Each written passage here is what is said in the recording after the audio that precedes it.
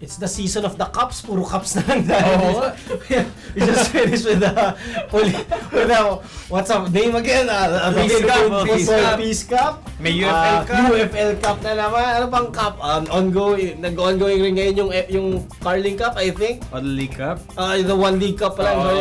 Capital One. Capital One League Cup. Puro cup. Teacup na lang. Suzuki Cup pa. Suzuki Cup, malapit na. So, punta naman tayo sa susunod na cup. Idol ko si Cup. Sige na, trabaho ko na. Yeah, thank you. Hindi ko nga. Thank you. Oh my God. I'll explain to you. So anyway, yes. I'll explain to you later. But anyway, okay, so let's go to the Singapore Cup now. Yeah. I think this is a good chance for us to actually but emphasize further on how prestigious this is for the Philippines, especially it's the for first the time. UFL clubs that are involved.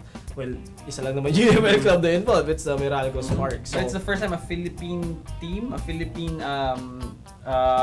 from a Filipino league, has finished, and now they're in the semis pa. But ang kalaban natin, diba? It's the Tampines Rovers, the Mighty Stags, as they call themselves. Twitter handle @MightyStags. The defending champions of the S-League. Yes. Sino ngayon nandyan? Yung nag-iisang kilala yata nating Singaporean national player. The ageless striker. Hanggang ngayon, yung pala sinasabi ko. Oo nga. I'm not sure. Is he injured? Yeah. He was for the friendlies, but he should be back. Yes. Alexander Duric po mga kaibigan. Yes. Alexander. He may not be 100%. But definitely a threat pa rin nonetheless. So, Roy, ano ba yung pinagdaanan ng Meralco Sparks dito para umabot ng semifinals? Ano? Pinagdaanan. How was the road to the semifinals? Daan. Yes. Sige. Ayos. Matagal pero meron na. Hindi na po kami guest pa. Wala nang guest. Wala na, so balik na po kami sa kampo. Well, for the first round, they were up against Geylang, who at the time I think were bottom of the S League. So Geylang were pretty much.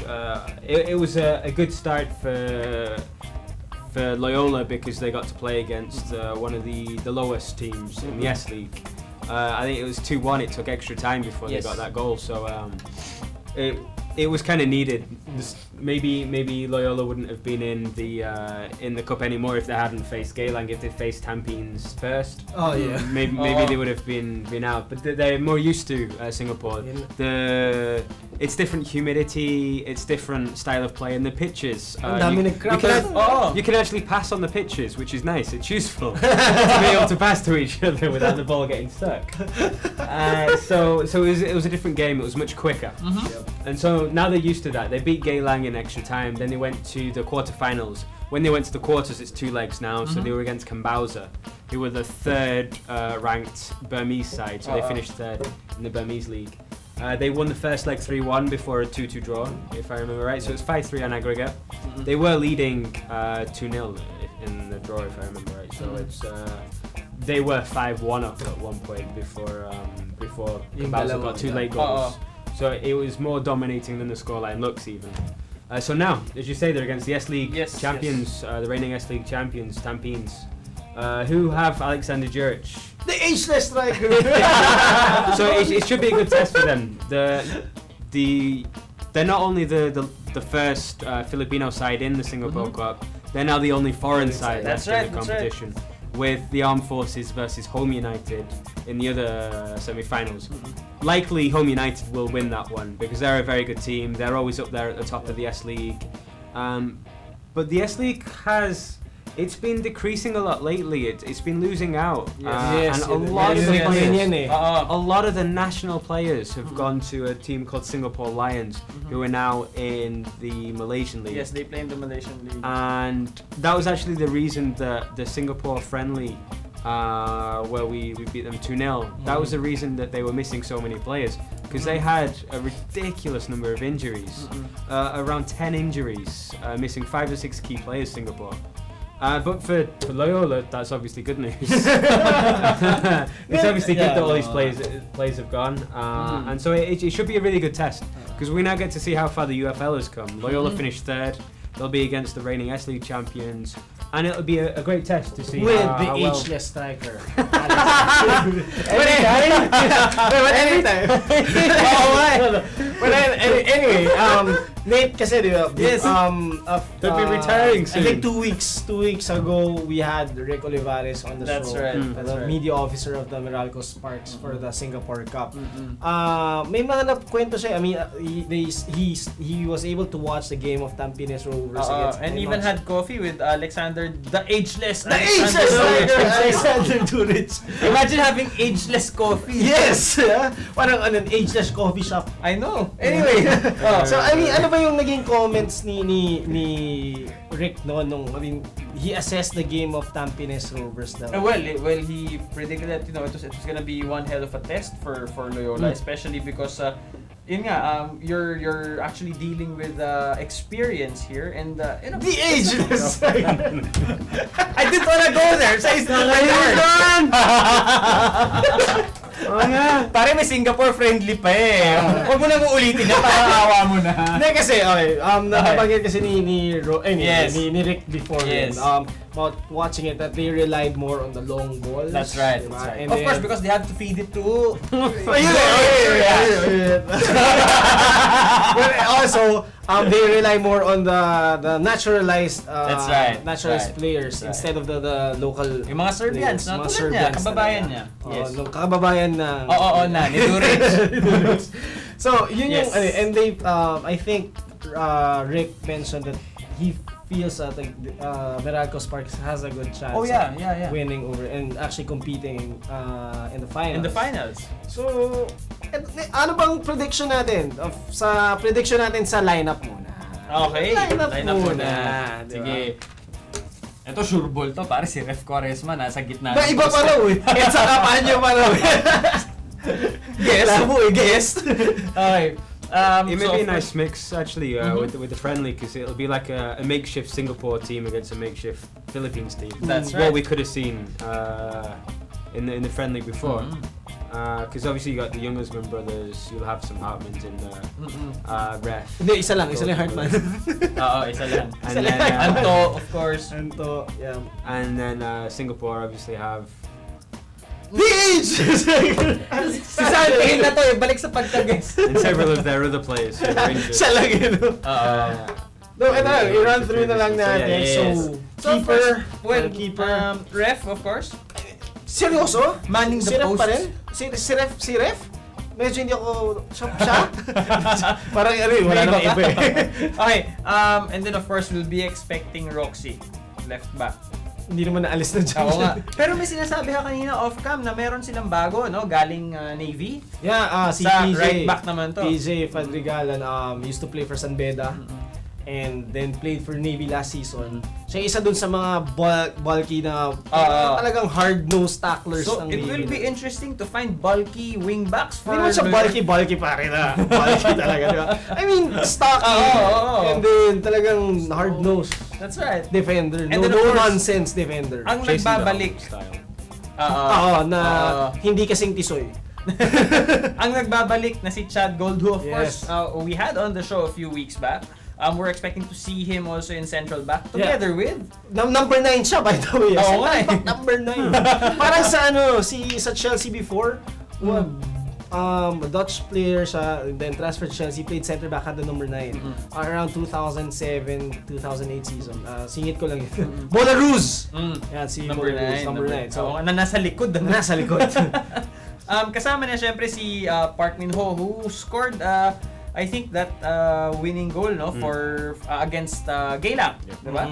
So yan yung likod natin. And then of course we'll be seeing action for the Young Husband brothers. So we're gonna see James manning the right wing. Yes, the usual spot of James Young. Hindi na siya right back dati kasi ginawa siya right back. Doesn't he also normally start like more attacking midfielder, just behind? Oh, Yeah, So sometimes. maybe they'll switch. They make shift, nagiging Gumagano. 4-3-3 bigla, Oo. nagiging umaakyat bigla yung wingers, Jong comes up. So anyway, Yes. tapusin na lang muna natin. And then of course Jong on the left, no? And then we're expecting Davide Cortina and Anto in the central midfield. And then of course dalawa lang naman yung pares nila sa strikers. Sino pa ba naman kung hindi si Phil? And of course, si Mark Hartman. Yes. So, But one thing dito, Simon Greatwich, he's joining the team. he did tweet that he was training and coming in for this particular. How do you think, Roy? How do you see Simon Greatwich fitting into this kind of system? Yung level of fitness niya, kamusta ba? Yeah, that was the problem with Simon last time round in the Singapore Cup. You could clearly see his fitness wasn't quite there. He's a good player. He usually plays centre midfield, and so it'll be difficult with Anto and Coutinho there. So he came on the left. He came off the started, bench that time. I think he started. Oh, he did? Okay. At least one of the leg I saw in Singapore itself. And so again, he looked a little unfair. He's out of position as well, so he's not helping him there. But he's been training now. He's been in Manila for a while, so you expect to see a much fitter Simon Greatwich, a much hungrier player. Yeah, definitely that man. Who could make a real impact off the bench if this is our starting 11.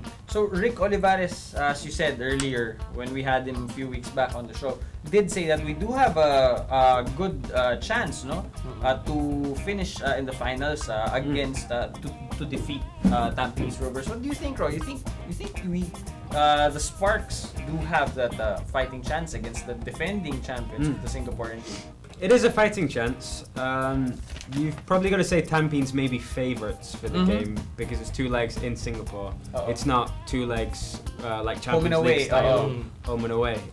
Maybe we'll see that in future ones, but it's a Singapore Cup, so it's all in Singapore. Given that lack of playing time, it's the S League they're continuing, whereas the UFL's only just starting. You expect that they're not quite as fit. I mean, that's one of the reasons Young Husbands were dropped, for example. Their fitness level wasn't there. Maybe they've been training a little more now, but for the first leg, it's going to be a little raw. If they can get a bit of luck, maybe they can hold on for the first leg and then come back for the second leg much stronger. That's going to be the test. The first leg will really show who the dominant side is, whether Tampines can dominate them, and then if Loyola are fit enough to compete. They've got the quality there, Anto will be fit, etc. Definitely, with a 10K morning run. Just for fun. Evening run. Just for fun. Just for fun. Tweeting, let's go out for a night's run. 10K. So it'll be good to see that. If they can get in shape for that, they've got a good chance. And just to add to that, I mean, Chad Gold just came in. So again, the fitness also That's a welcome addition to the back so end. definitely a welcome addition. Pressure is on him because we know that one of the key weaknesses of Loyola is the even in the local league, in the UFL, nakita natin yan. Surely Chad Gold will provide that spark. Using that spark. But the question is again the fitness, as Roy mentioned, because he just came in a few weeks back. Humabo lang. Diba? But he looks fit. Mukha naman. Kumpara sa ating tatlo, pare, fitness level niya. Oo nga. Akala ko. Ikaw na yung pila, sige. Papunta pa lang. So, ako, for me, the key player that would provide siguro yung win or can give off yung help out the team the most would be Chad Gold in terms of holding the defense.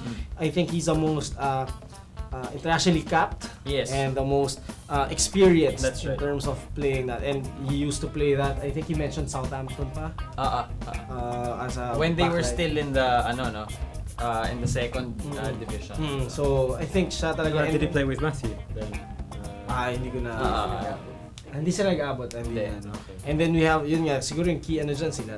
We all know sila, Jake Moralio, nandiyan pa rin. So those are the key players of the bench, and also including Simon Greatwich, I think. If he won't be starting, but with the way Anto and David Cortina play together, iba talaga.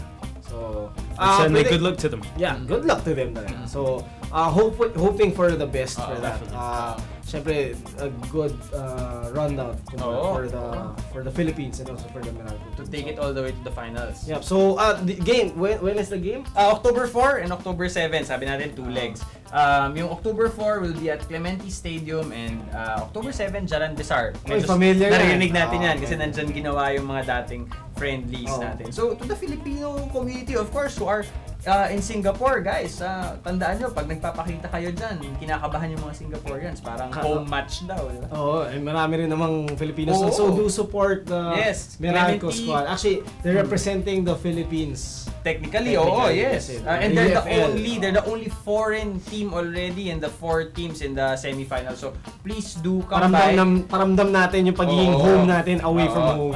So Clementi Stadium on the 4th of October and Jalan Besar on the 7th. Yeah, so again, for those who want to follow people or yung accounts for updates, you can follow Usapang Football. Marami ang mga football most definitely we'll be retweeting them also. So, pero kami na lang yung i-follow nyo pa rin. So, for more updates on the Singapore Cup and all the cups involved, and the Loyola Miracle Sparks and the upcoming UFL Cup and Philippine football, do follow us on Twitter at FTW Sports.